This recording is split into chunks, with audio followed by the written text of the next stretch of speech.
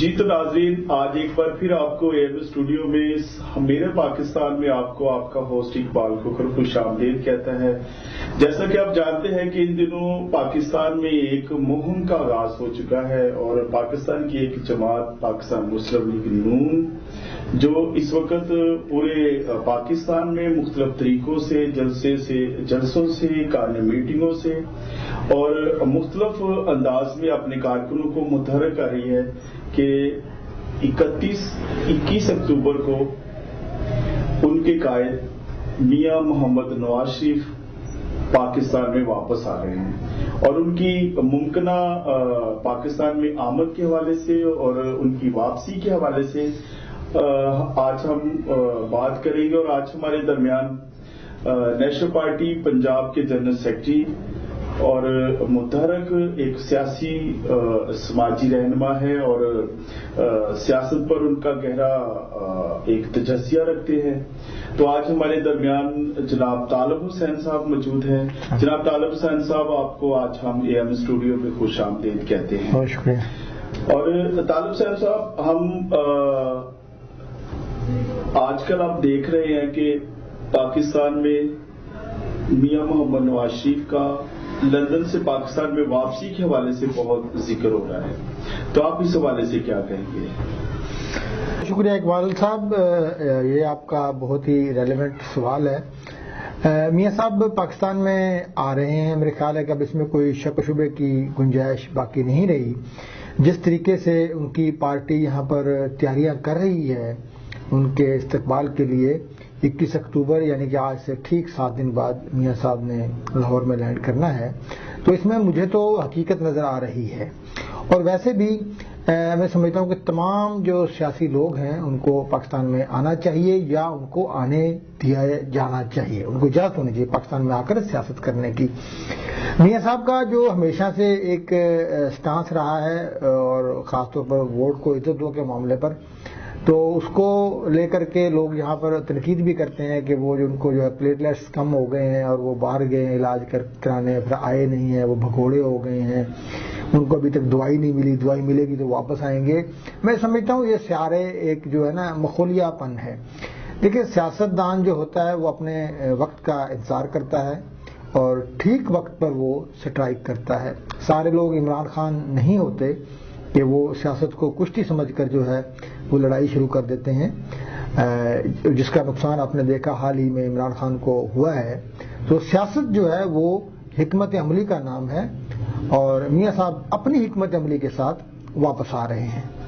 طالب صاحب، آپ کی بات یہ تو ٹھیک ہے کہ اس ملک میں سیاستدانوں کو چاہے وہ کسی بھی پرپز سے پاکستان سے باہر ہیں، ان کو پاکستان میں آ کر سیاست کا حق دیا جانا چاہیے اور یہ ان کا بنیادی رائٹس بھی بنتا ہے۔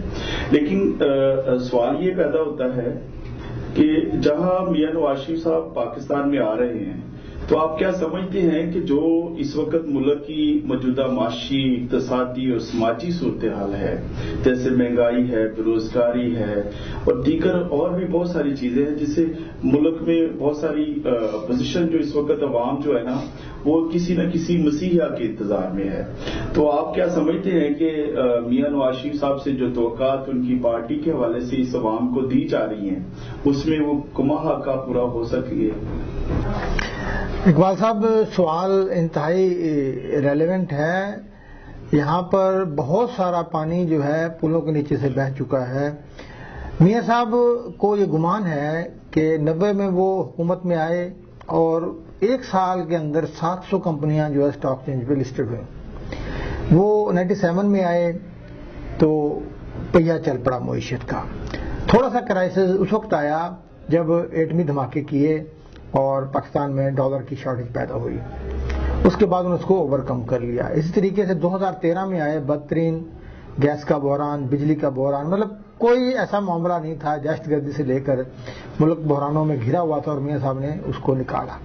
میاں صاحب آج بھی یہی سمجھتے ہیں کہ وہ پاکستان کو بحرانوں سے نکال سکتے ہیں، لیکن میں یہ سمجھتا ہوں کہ اس وقت جو پاکستان کی معاشی صورتحال جتنی خراب ہے اتنی کبھی نہیں ہوئی۔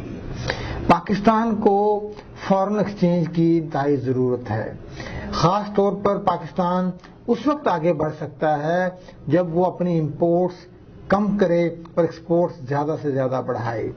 حکومت نے پچھلی جو 16 ماہ کی حکومت تھی اس نے کوشش کی، کیونکہ اب سارے جو پاکستان نے لون کھائے ہیں 30-40 سال میں ان کی پیمنٹس آ رہی ہیں. پاکستان پر بیرونی ادائیگیوں کا دباؤ بہت زیادہ ہے، جس کی وجہ سے یہاں پر ڈالر کی شارٹیج پیدا ہو رہی ہے اور ڈالر قابو نہیں آ رہا.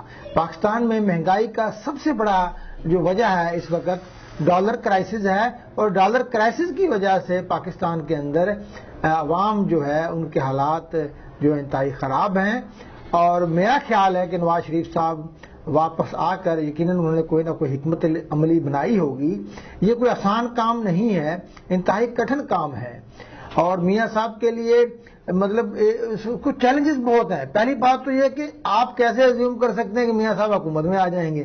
ٹھیک ہے نا جی، ان کو تو الیکشن لڑنا پڑے گا، اور الیکشن اگر فری اینڈ فیئر ہو، اس میں تحریک انصاف بھی شامل ہو، ساری پارٹیاں شامل ہوں، تو الیکشن لڑنا اتنا آسان نہیں رہا میاں صاحب کے لیے.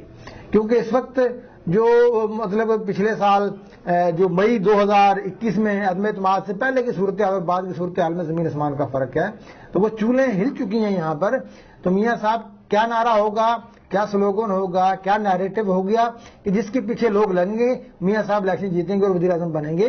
تو یہ میاں صاحب کو سوچنا ہے اور ہمیں بھی اس کا انتظار ہے. یہ بات ٹھیک ہے کہ نواز شریف صاحب پاکستان میں آ رہی ہیں، بہت اچھی بات ہے، لیکن جس طرح ایک ماضی میں بھی ہوتا آیا ہے کہ کیا نواز شریف صاحب کسی ڈیل کے تحت پاکستان میں آ رہے ہیں، اور اگر ڈیل کے تحت آ رہے ہیں تو کیا جو ڈیل ان کے ساتھ کی گئی ہے پاکستان میں وہ اس ڈیل کے مطابق ہو سکے گا؟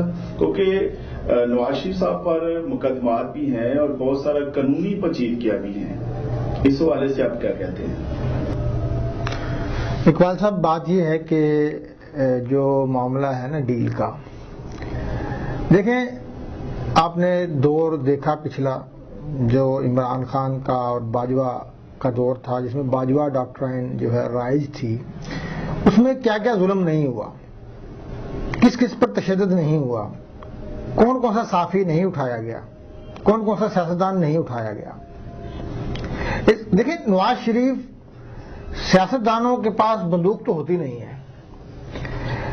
اس نے جو اپنا مریم نواز نے کہا تھا کہ مزاحمت ہوگی تو مفاہمت ہوگی، میاں صاحب نے مزاحمت کی ہے اور ان کو اس جگہ پر لے آئے ہیں، مطلب وہ حقیقی میں کہتے ہیں نا اپنی ڈی کے اندر لے آئے ہیں، اور اس ڈی کے اندر لانے کے بعد وہ اپنی مرضی سے کھیل رہے ہیں. آپ اس کو ڈیل کہیں، ڈھیل کہیں، کوئی لندن پلان کہیں، جو مرضی آپ اس کو نام دیں.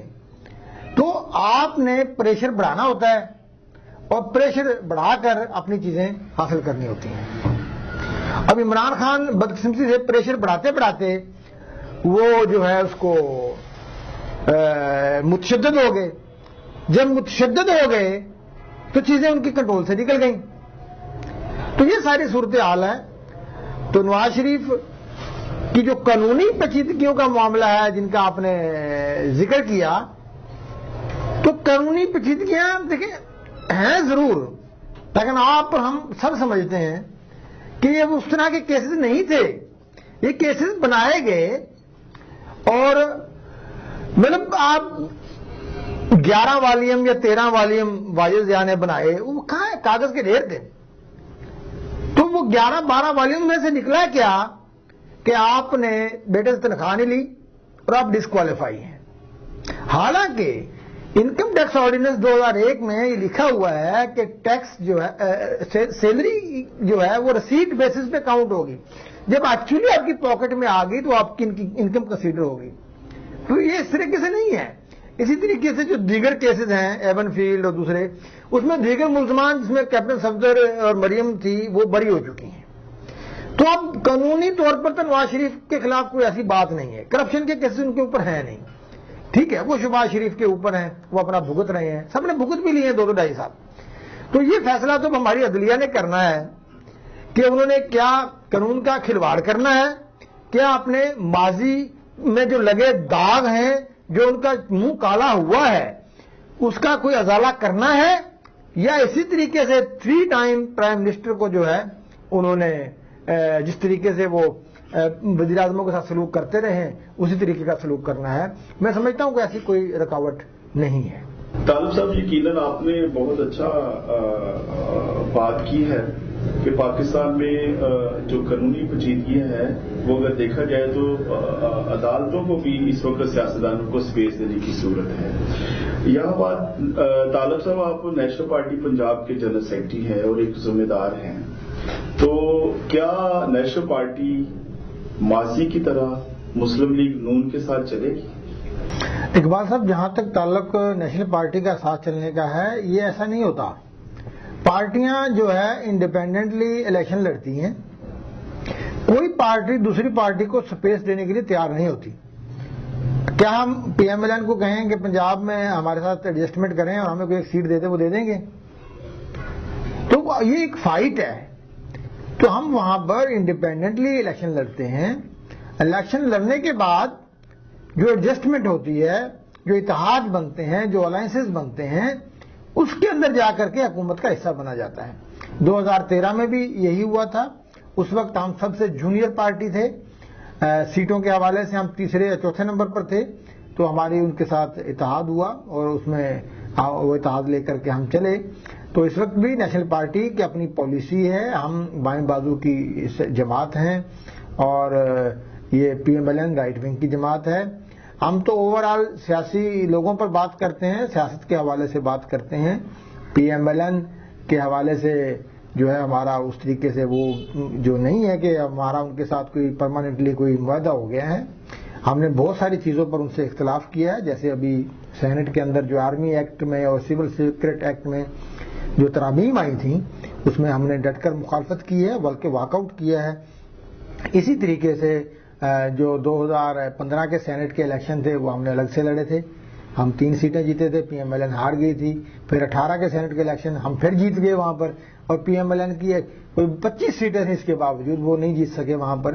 تو ہمارا ایک الگ سے تشخص ہے, ہم اسی کے مطابق جو ہے وہ چلیں گے. ہماری ترجیح فی الحال الیکشن ہے, پی ایم ایل این نہیں ہے.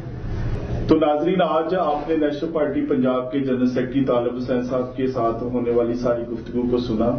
فیصلہ آپ پر ہے کہ پاکستان کی صورتحال نواز شریف کے آنے کے بعد ٹھیک ہوتی ہے یا نہیں, فیصلہ آپ کا ہے. طالب حسین صاحب, ہم آپ کا آج اے ایم اسٹوڈیو میں آنے پر آپ کا شکریہ ادا کرتے ہیں. بہت شکریہ.